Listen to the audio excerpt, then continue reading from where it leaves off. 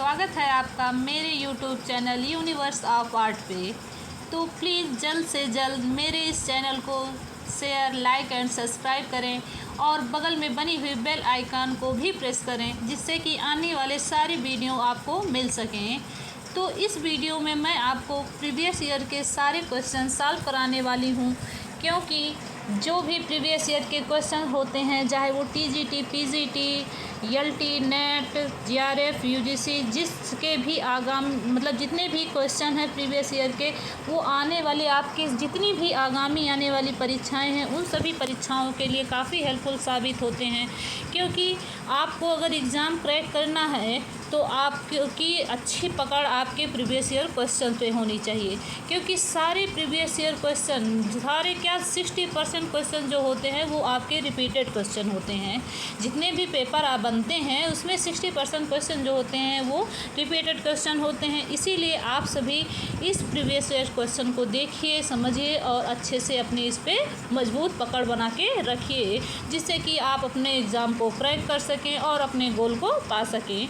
तो चलिए मैं शुरू करती हूँ। जैसे मेरा पहला क्वेश्चन है आपका, पहला क्वेश्चन क्या है, तैल चित्रण का आविष्कारक कौन था?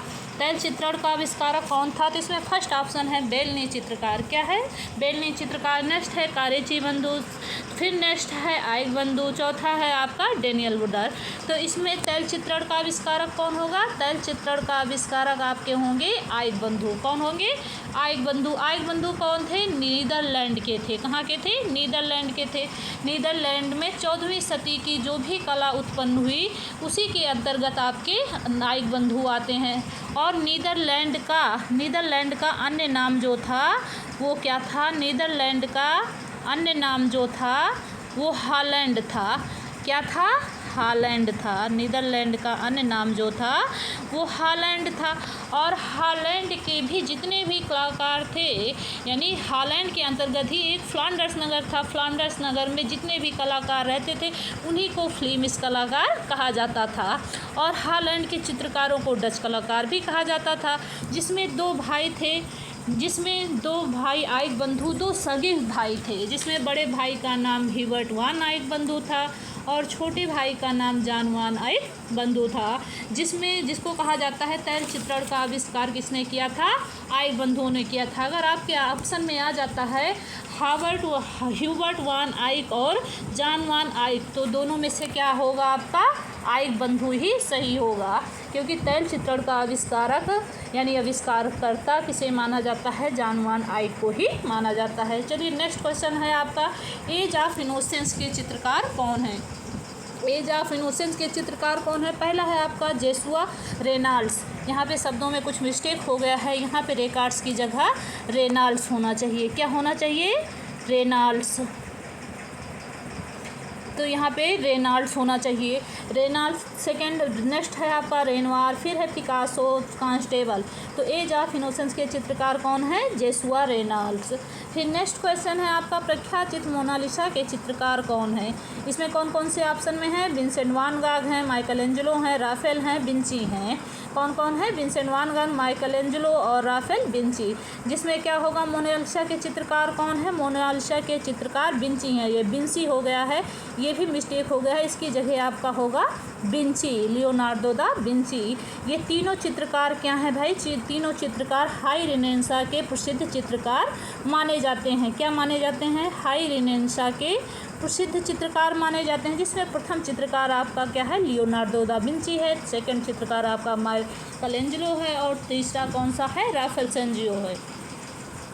उसके बाद में कहा जाता है मोनालिसा। मोनालिसा कहाँ पे संग्रहित है आपकी?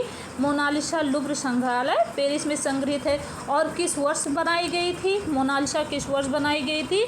तो 1504 ईस्वी में बनाई गई थी। कब बनाई गई थी? 1500 से 1504 ईस्वी में बनाई गई थी। और किस रंग की टोन में थी? लाल रंग की टोन में थी। और इसके दृश्य के पीछे का चित्रण कैसा है? यानी चित्र के पीछे का चित्रण कैसा है? दृश्य कैसा है? वो पहाड़ी चित्र है। कैसा दृश्य के पीछे यानी चित्र के पीछे कैसा चित्र दिखाई देता है, वो एक पहाड़ी का दृश्य दिखाई देता है। कैसा दिखाई देता है? पहाड़ी का दृश्य दिखाई देता है। और मोनालिसा लाल रंग में चित्रित है। 1504 से 1500 से और 1504 के बीच में बनाया गया है और इसे किस पे बनाया गया है? आयलान बोर्ड पे बनाया गया है। तो एक क्वेश्चन से आपके कितने क्वेश्चन तैयार हुए? मोनालिसा के चित्रकार विंची हैं, किस सन में बनाया गया? 1500 से 1504 में बनाया गया। कहाँ संग्रहित है? लूव्र संग्रहालय पेरिस में संग्रहित है, इत्यादि। फिर नेक्स्ट क्वेश्चन है आपका चौथा, माइकल एंजेलो चित्रकार के साथ साथ क्या थे? पहला है वास्तुकार है, दूसरा है साहित्यकार है, तीसरा संगीतकार, चौथा मूर्तिकार। तो इसमें माइकल एंजेलो क्या थे? चित्रकार के साथ साथ मूर्तिकार भी थे। क्या थे? चित्रकार के साथ साथ मूर्तिकार भी थे। फिर उसके बाद आ जाइए, माइकल एंजेलो कौन है? हाई रेनेसां के चित्रकार हैं, जिनका जन्म कब हुआ था? 1475 में हुआ था। जिनका जन्म कब हुआ था? 1475 ईस्वी में हुआ था। उसके बाद है सेकंड आपका, फिर नेक्स्ट देखिए, नेक्स्ट है आपका द नाइट वॉच। नेक्स्ट क्या है? द नाइट वॉच, यानी रात के प्रहरी चित्रकार के निर्माता कौन है? रात के प्रहरी चित्रकार के निर्माता में पहला है आपका रेम्ब्रांdt, दूसरा है सिमोन सार्दी, तीसरा है गोया, चौथा है विंची। ये भी देखिए फिर वर्ड मिस्टेक हो गया है, यहाँ पे होना चाहिए विंची, यहाँ पे क्या होना चाहिए? Leonardo da Vinci. तो इसमें पहला ऑप्शन क्या सही होगा? रेम्ब्रांdt। द नाइट वॉच के चित्रकार कौन हैं? रेम्ब्रांdt हैं। रेम्ब्रांdt का जन्म भी कितने सन में हुआ था? 1400। रेम्ब्रांdt का जन्म कब हुआ था? 1483 में हुआ था।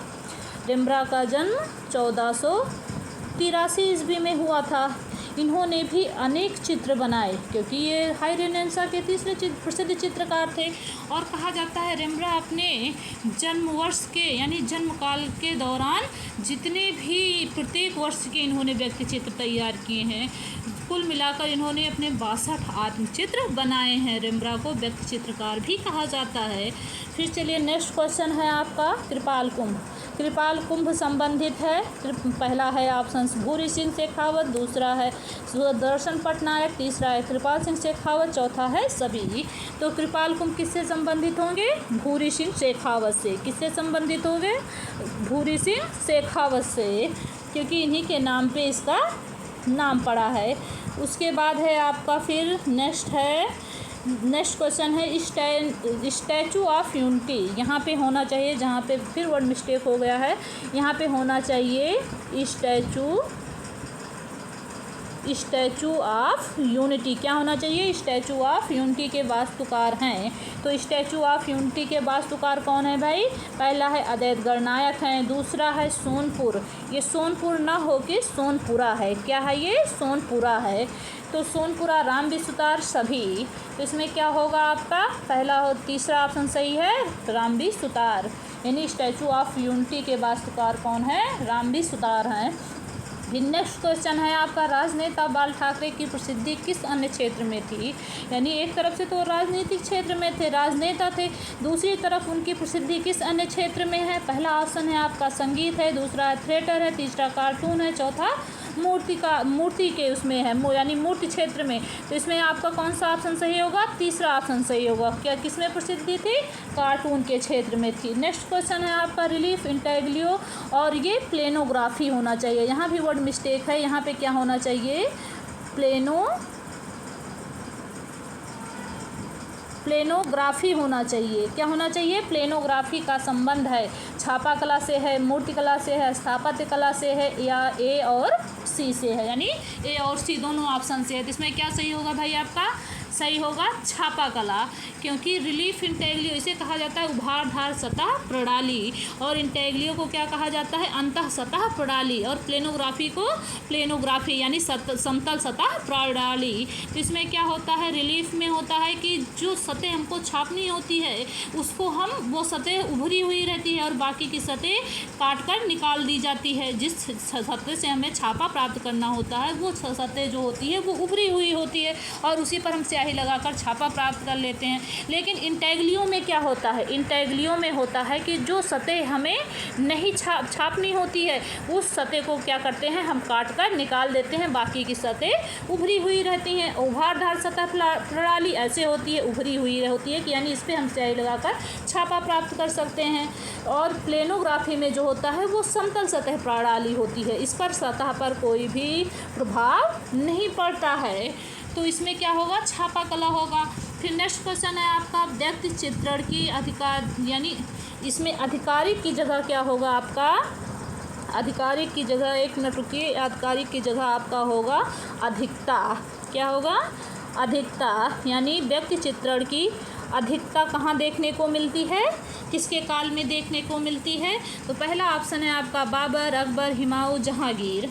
तो इसमें क्या होगा भाई अकबर, क्या होगा अकबर के काल में, क्योंकि व्यक्ति चित्रण की शुरुआत कहाँ से हुई थी, अकबर के काल से हुई थी। और सबसे ज़्यादा व्यक्ति चित्र कहाँ पे बने थे, अकबर के काल में बने थे।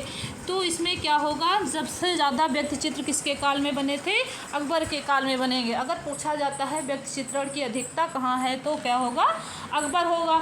अगर पूछा जाएगा कि सर्वश्रेष्ठ चित्र किसके काल में बने तो क्या सही होगा आपका जहांगीर होगा। जब सर्वश्रेष्ठ शब्द आएगा तभी आप जहांगीर करेंगे, अन्यथा की स्थिति में आपका अकबर ही सही होगा।